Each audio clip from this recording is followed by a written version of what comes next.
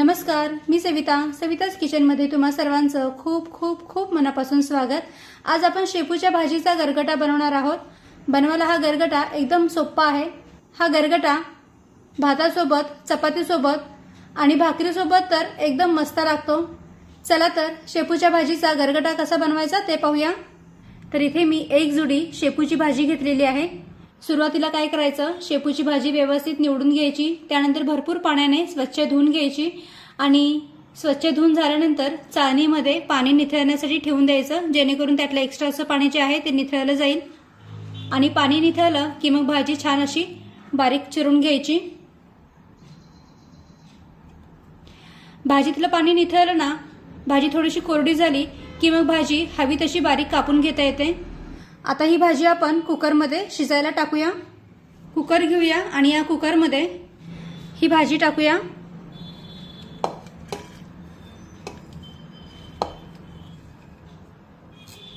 त्यानंतर या भाजीमध्ये अर्धी वाटी मसूरची डाळ टाकूया।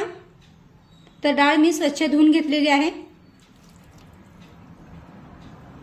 मसूरच्या डाळीऐवजी तुम्ही मटकीची डाळ, मुगाची डाळ किंवा तुरीची डाळ सुद्धा वापरू शकता। चणा डाळीचा सुद्धा वापर करू शकता, पण चणा डाळीला 2 ते 3 तास पाण्यामध्ये भिजत ठेवा आणि त्यानंतर भाजीमध्ये वापरा। त्यानंतर एक बारीक चिरलेला टोमॅटो टाकूया। 2 ते 3 हिरव्या मिरच्या उभ्या कापून घेतलेल्या आहेत, त्या सुद्धा यामध्ये टाकूया। मिरची तुम्ही तुमच्या आवडीनुसार कमी जास्त करू शकता। त्यानंतर यामध्ये भाजी बुडेल इतकंच पाणी टाकायचं, जास्त पाणी टाकायचं नाही।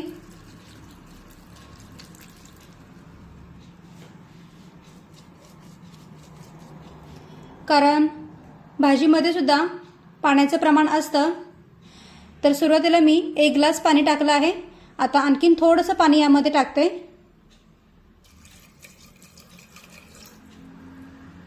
तर भाजी बुडेल एवढंच पाणी आपल्याला यामध्ये टाकायचं आहे। जास्त पाणी जर का टाकलं ना तर पाणी उतू जाऊ शकतं। आता कुकरला झाकण लावूया आणि या कुकरच्या 2 ते 3 शिट्ट्या काढून घेऊया।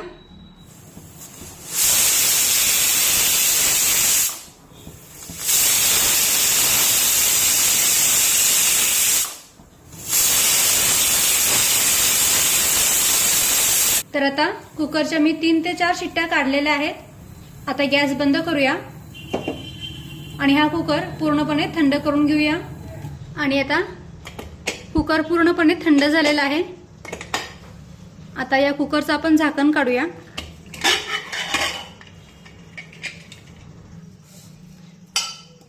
तर पहा, डाळ आणि भाजी छानपैकी शिजलेली आहे, तुम्ही पाहू शकता।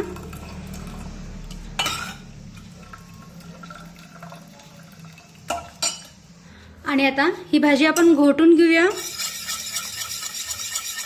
म्हणजे मग एकीकडे डाळ आणि एकीकडे पाणी असं होणार नाही।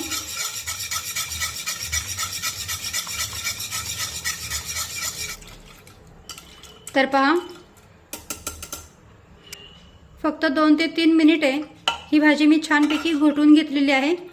आणि पहा, भाजी आणि डाळ छान एकजीव झाली, छान मिळून आले।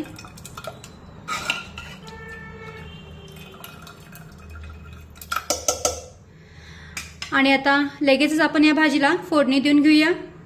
तर इकडे गॅसवर मी कढई गरम करण्यासाठी ठेवलेली आहे। आता या कढईमध्ये 2 ते 3 चमचे तेल टाकूया।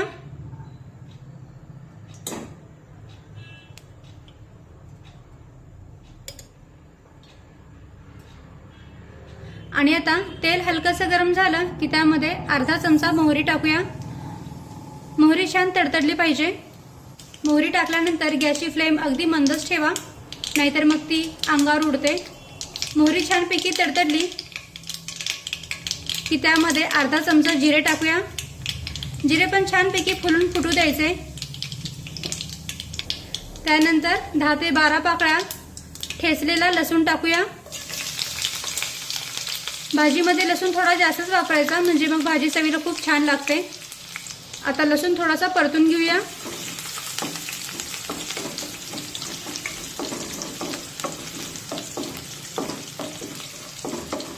तर पहा लसूण हलकासा तांबूस रंगावर आलेला आहे। आता यामध्ये पाव चमचा हिंग टाकूया, अर्धा चमचा हळद आणि अर्धा चमचा लाल मिरची पावडर टाकूया।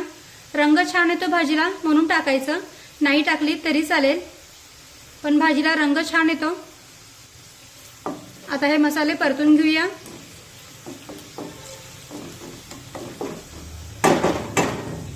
त्यानंतर यामध्ये शिजून घेतलेली शेपूची भाजी यामध्ये टाकूया।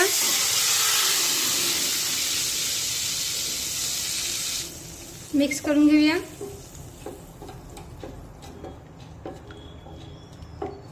मसाले भाजीमध्ये छान एकजीव झाले पाहिजेत। यामध्ये तुम्ही तुमच्या गरजेनुसार आणखीन पाणी ॲड करू शकता।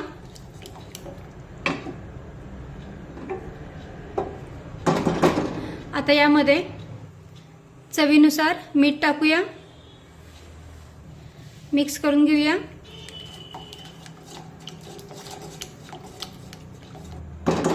सोबतच यामध्ये 2 ते 3 चमचे भाजलेला शेंगदाण्याचा कूट टाकूया। पुन्हा एकदा सर्व व्यवस्थित मिक्स करून घेऊया। यामध्ये तुम्ही तुमच्या गरजेनुसार आणखीन पाणी ॲड करू शकता। आणि आता कढईवर झाकण ठेवूया। गॅसची फ्लेम अगदी मंद ठेवूया आणि मंद आचेवर 10 मिनिटे ही भाजी उकळून घेऊया। आणि आता जवळजवळ 10 मिनिटे झालेली आहेत। कढईवरचं आपण झाकण काढूया। मधल्या वेळेस सुद्धा ही भाजी मी उलटण्याने खालीवर करून घेतली होती। तर पहा इथे आपला मस्तपैकी शेपूच्या भाजीचा गरगटा बनवून तयार झालेला आहे। मस्त झाली भाजी, तुम्ही पाहू शकता। एकीकडे भाजी किंवा एकीकडे पाणी असं झालेलं नाहीये। हे पहा छान एकसंधपणा आलेला आहे गरगट्याला, मस्त। तर आता गॅस बंद करूया आणि हा गरगटा काढून घेऊया।